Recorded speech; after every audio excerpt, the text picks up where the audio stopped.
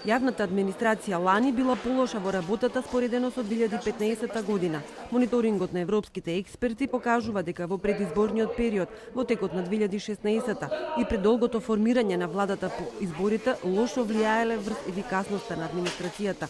Но иако во последните месеци има поголема транспарентност и подобро управување со јавните финансии, сепак недостасуваат јасни критериуми за отпуштање, но и за вработување на високи позиции во администрацијата. Овие процеси клучно важно за земјата во процесот на проширување, вклучување подобрување на квалитетот и кредибилитетот на администрацијата, зголемување на професионализмот во јавната служба и професионалност во вработувањето, по транспарентно управување со јавните финансии и подобри услуги за граѓаните. Критики за реформите во администрацијата упати универзитетскиот професор Борче Давидковски. Во изминатите 19 години се изнаслушавме за реформи, рече тој, но сега сме отидени наназад наместо да одиме напред. За вистинска реформа нема политичка волја. Кога ги слушам младиве министри, ми доаѓа да заплачам.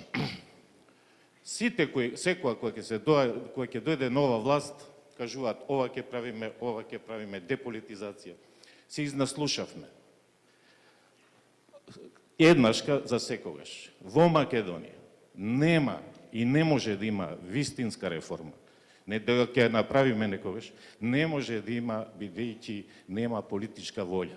Министерот за финансии на тоа одговори дека подобрување ка администрацијата нема, затоа што едни исти луѓе ги пишувале законите без да има некакви резултати. Можеби проблемот е што едни исти луѓе многу време ги пишувале законите, а без да има никакви резултати во насока на подобрување на оваа состојба, она што го зборував околу радикално отварање на транспарентноста, тоа ќе значи дека и ние ќе ги отвориме податоците па дури за хонорари за години наназад. Следната недела министерот за администрација ќе објави колку службеници земаат плата од државната каса и што ќе работат 1600 административци вработени по рамковен, кои досега седеа дома и земаа плата.